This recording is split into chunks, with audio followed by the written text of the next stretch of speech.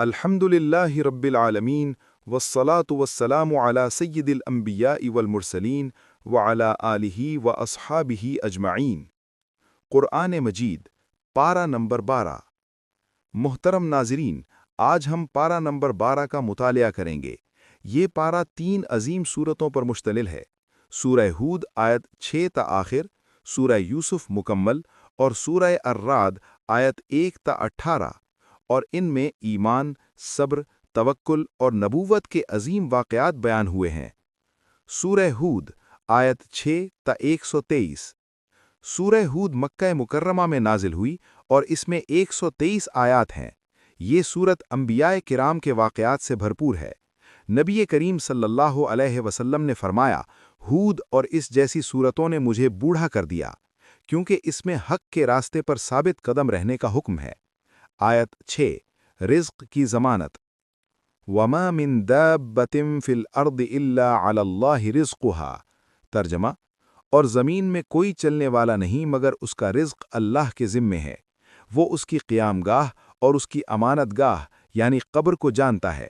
سب کچھ واضح کتاب لوح محفوظ میں لکھا ہوا ہے۔ اللہ تعالیٰ نے اپنے ذمے لے لیا ہے کہ ہر جاندار کو روزی دے گا۔ کوئی جاندار ایسا نہیں جو اللہ کی نگاہ سے اوجھل ہو۔ رزق حاصل کرنے کے لیے جدوجہد ضروری ہے، مگر رزق دینے والا صرف اللہ ہے۔ یہ آیت اللہ کی ربوبیت عامہ کا اعلان ہے۔ ہر مخلوق، چھوٹی ہو یا بڑی، خشکی میں ہو یا سمندر میں، اللہ اس کا رزق جانتا اور فراہم کرتا ہے۔ اس آیت سے ثابت ہوتا ہے کہ رزق کی تلاش میں حلال ذریعہ اختیار کرنا چاہیے اور اللہ پر توکل رکھنا چاہیے۔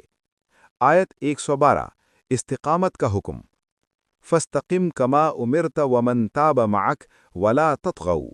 ترجمہ: پس آپ اسی طرح ثابت قدم رہیں جیسا آپ کو حکم دیا گیا ہے، اور وہ لوگ بھی جنہوں نے آپ کے ساتھ توبہ کی، اور حد سے مت بڑھو۔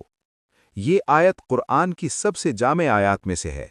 آپ صلی اللہ علیہ وسلم نے فرمایا کہ ہود نے مجھے بوڑھا کر دیا، اور اشارہ اسی آیت کی طرف تھا۔ استقامت کا مطلب ہے کہ ایمان، عمل، اخلاق اور دعوت میں مسلسل ثابت قدم رہنا۔ استقامت محض جسمانی عبادات نہیں بلکہ نیت، قول اور عمل تینوں کی درستگی اور پختگی کا نام ہے۔ سورہ ہود کے اہم واقعات۔ نمبر 1، واقعہ نوح علیہ السلام، آیات 25 تا 49۔ حضرت نوح علیہ السلام کا واقعہ ہے۔ آپ نے 950 سال تک دعوت دی، طوفان آیا، بیٹا کافر رہا اور ڈوب گیا۔ اللہ کا حکم، وَلَا تُخَاطِبْنِي فِي الَّذِينَ ظَلَمُوا۔ ظالموں کے بارے میں میرے سامنے بات نہ کرو۔ سبق: ہدایت دینا ہمارا کام، دل بدلنا اللہ کا کام ہے۔ قرابت داری ایمان کے بغیر نجات نہیں دیتی۔ نمبر 2، واقعہ ہود علیہ السلام اور قوم عاد، آیات 50 تا 60۔ قوم عاد نے حضرت ہود علیہ السلام کو جھٹلایا۔ اللہ نے ان پر تیز آندھی بھیجی جو 7 راتیں اور 8 دن چلتی رہی۔ قوم عاد کی ہلاکت میں یہ سبق ہے کہ طاقت اور مال کا غرور انسان کو اللہ سے غافل کر دیتا ہے۔ نمبر 3، واقعہ صالح علیہ السلام اور قوم سمود، آیات 61 تا 64۔ اونٹنی کا معجزہ، اونٹنی کو ہلاک کیا، 3 دن بعد عذاب آیا، چیخ نے سب کو ختم کر دیا۔ نمبر 4، واقعہ ابراہیم علیہ السلام، آیات 69 تا 76۔ فرشتے مہمان آئے، بشارت ہوئی۔ لوط کی قوم کے بارے میں حضرت ابراہیم علیہ السلام نے سفارش کی، مگر اللہ کا فیصلہ ہو چکا تھا۔ نمبر 5، واقعہ لوط علیہ السلام، آیات 77 تا 83۔ قوم لوط کی بدکاری، عذاب، الٹا پتھراؤ، حضرت لوط کی قوم کو الٹ دیا گیا۔ نمبر 6، واقعہ شعیب علیہ السلام اور اہل مدین، آیات 84 تا 95۔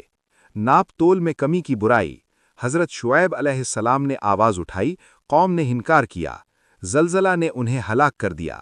نمبر 7، واقعہ موسیٰ علیہ السلام، فرعون کا انجام بدترین، یقدم قومہ یوم القیامہ، یعنی قیامت کے دن بھی وہ اپنی قوم کے آگے آگے ہوگا مگر جہنم میں۔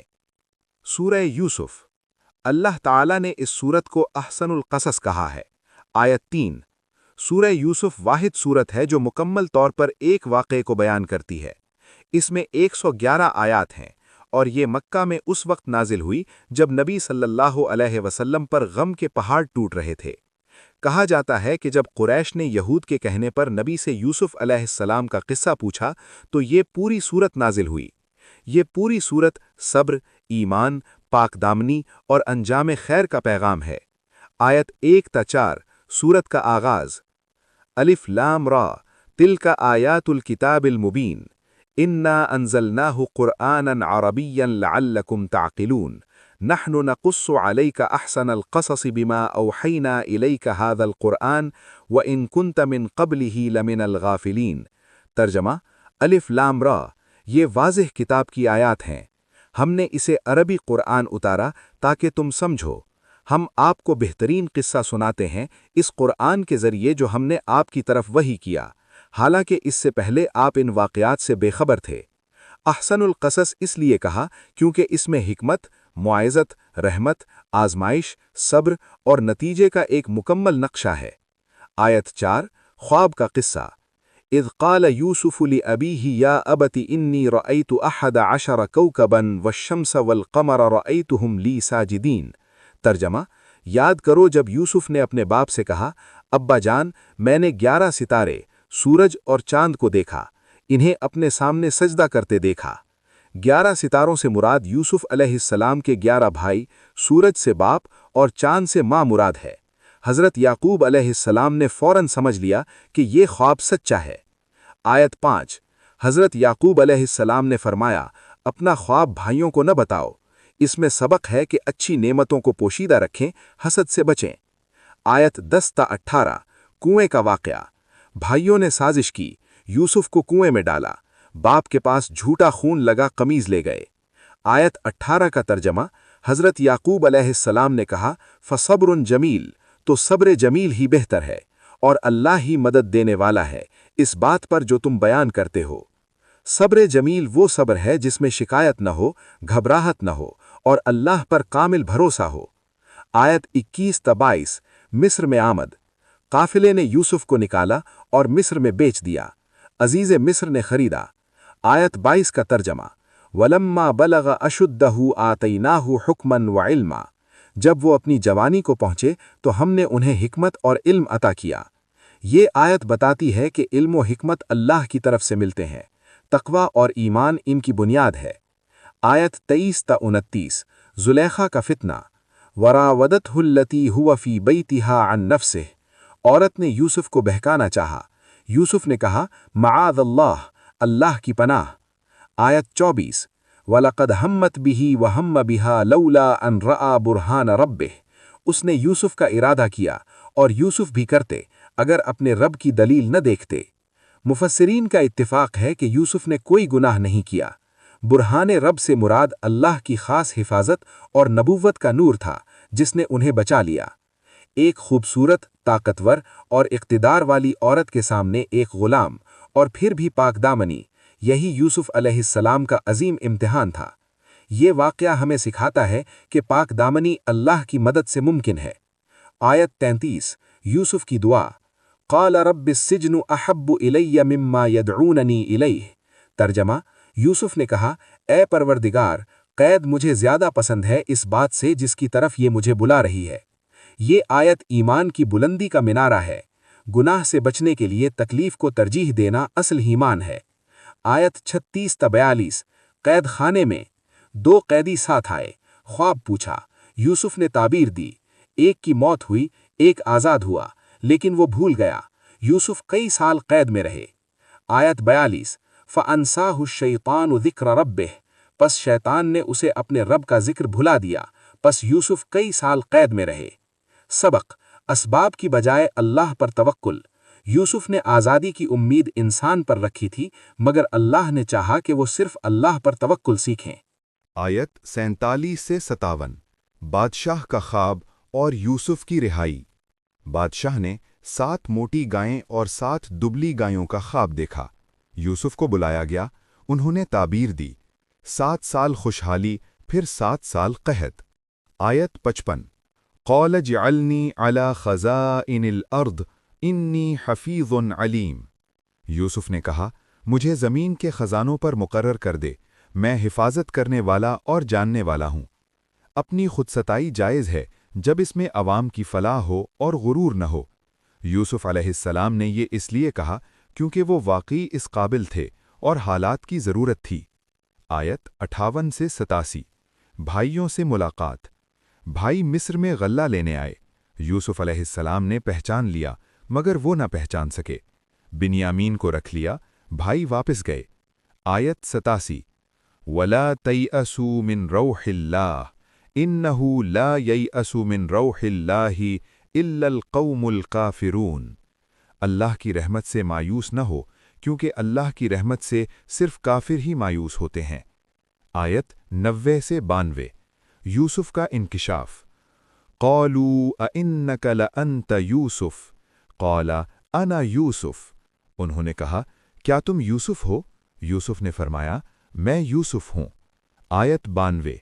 لا تثریب علیکم اليوم یغفر اللہ لکم وہو ارحم الراحمین۔ آج تم پر کوئی ملامت نہیں، اللہ تمہیں معاف کرے، وہ سب سے بڑھ کر رحم کرنے والا ہے۔ معافی کا یہ انداز انسانی تاریخ میں بے مثال ہے۔ یوسف علیہ السلام کی یہ معافی نبی کریم صلی اللہ علیہ وسلم کی فتح مکہ کے موقع پر معافی کی بنیاد بنی۔ آیت 100 سے 101۔ خواب پورا ہوا۔ وَرَفَعَ أَبَوَيْهِ عَلَى الْعَرْشِ وَخَرُّوا لَهُ سُجَّدًا۔ ماں باپ کو تخت پر بٹھایا اور سب سجدے میں گر پڑے۔ خواب پورا ہو گیا۔ رَبِّ قَدْ آتَيْتَنِي مِنَ الْمُلْكِ۔ اے میرے رب، آپ نے مجھے بادشاہت دی اور خوابوں کی تعبیر سکھائی۔ آپ دنیا و آخرت میں میرے مولا ہیں، مجھے مسلمان اٹھانا۔ یہ دعا ہمیں یہ سکھاتی ہے کہ کامیابی کے وقت تکبر نہیں، اللہ کا شکر اور آخرت کی فکر کرنی چاہیے۔ آیت 111۔ آخری سبق۔ لَقَدْ كَانَ فِي قَصَصِهِمْ عِبْرَةٌ لِأُولِي الْأَلْبَابِ۔ ترجمہ، یقیناً ان کے واقعات میں عقل مندوں کے لیے عبرت ہے۔ یہ بناوٹی باتیں نہیں بلکہ پہلی کتابوں کی تصدیق ہے اور ایمان والوں کے لیے ہدایت اور رحمت ہے۔ سورہ رعد، آیت 1 سے 18۔ سورہ رعد کا نام الرعد کے نام پر ہے۔ یہ 43 آیات پر مشتمل ہے۔ پارہ 12 میں اس کی ابتدائی 18 آیات شامل ہیں۔ آیت 11۔ تقدیر اور کوشش۔ ان اللہ لا یغیر ما بقوم حتی یغیروا ما بانفسہم۔ ترجمہ، بے شک اللہ کسی قوم کی حالت نہیں بدلتا جب تک وہ خود اپنے آپ کو نہ بدلیں۔ یہ آیت قرآن کی مشہور ترین اور جامع ترین آیات میں سے ہے۔ اللہ کا قانون یہ ہے کہ تبدیلی کا آغاز خود سے کریں، نیت، کردار اور عمل سے، پھر اللہ حالات بدل دیتا ہے۔ قوموں کا عروج و زوال ان کے اپنے اخلاق و اعمال پر منحصر ہے۔ اللہ نے ایک اٹل قانون بنایا ہے، محنت، ایمان اور اصلاح کے بغیر ترقی ممکن نہیں۔ ما بانفسہم سے مراد داخلی تبدیلی ہے، ایمان، نیت، اخلاص۔ جب یہ درست ہو تو ظاہری احوال بھی بدل جاتے ہیں۔ آیت 13۔ رعد کی تسبیح۔ وَيُسَبِّحُ الرَّعْدُ بِحَمْدِهِ وَالْمَلَائِكَةُ مِنْ خِیفَتِهِ۔ ترجمہ، گرج اس کی حمد کے ساتھ تسبیح کرتی ہے اور فرشتے اس کے خوف سے۔ کائنات کی ہر چیز اللہ کی تسبیح کرتی ہے، بادل، گرج، بجلی، فرشتے۔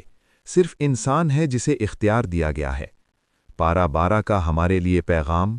پارہ 12 کا مرکزی پیغام: آزمائش آتی ہے، صبر کرو، ایمان رکھو، اللہ کبھی بھولتا نہیں۔ 1۔ مشکل وقت میں اللہ پر بھروسہ۔ یوسف علیہ السلام کئی بار آزمائش میں آئے، کنویں میں، غلامی میں، جیل میں، مگر ہر بار اللہ نے نکالا۔ ہمارا سبق: تنگی کبھی مستقل نہیں، اللہ کے پاس ہر مشکل کا حل ہے۔ 2۔ پاک دامنی اور کردار۔ آج کے دور میں فحاشی اور گناہ کی طرف بلانے والے ہر طرف ہیں۔ یوسف علیہ السلام نے سکھایا کہ معاذ اللہ، اللہ کی پناہ ہی اصل ڈھال ہے۔ پاک دامنی مشکل ضرور ہے مگر ناممکن نہیں۔ 3۔ معافی اور انتقام سے پرہیز۔ یوسف علیہ السلام نے بھائیوں کو معاف کیا۔ آج ہم معاشرتی، خاندانی اور قومی طبقے پر نفرتوں میں جکڑے ہوئے ہیں۔ قرآن کا پیغام ہے: معاف کرو، آگے بڑھو۔ 4۔ اللہ کی تقدیر پر ایمان۔ لا تیأسوا من روح اللہ، کبھی مایوس نہ ہو، آج کا دور مایوسی، ڈپریشن اور خودکشی کا دور ہے۔ قرآن کا علاج یہی آیت ہے۔ 5 خود کو بدلو، قوم بدلے گی۔ سورہ رعد کی آیت 11۔ پہلے نیت درست کرو، پھر عمل درست کرو، اللہ حالات بدل دے گا۔ قوموں کا زوال کردار کی تباہی سے اور عروج کردار کی اصلاح سے۔ اختتامیہ۔ محترم ناظرین، آج ہم نے پارہ 12 کا تحقیقی سفر طے کیا۔ صبر، پاک دامنی، توکل اور معافی، یہ 4 ستون اس پارے کا خلاصہ ہیں۔ اگر یہ لیکچر مفید لگا تو لائک اور سبسکرائب کریں تاکہ اگلے پارے میں آپ تک پہنچ سکیں۔ تبصرے میں بتائیں کہ آپ کو سب سے زیادہ کون سا سبق پسند آیا۔ اللہ تعالی ہمیں قرآن سمجھنے، پڑھنے اور اس پر عمل کرنے کی توفیق عطا فرمائے۔ آمین۔ وآخر دعوانا ان الحمد للہ رب العالمین۔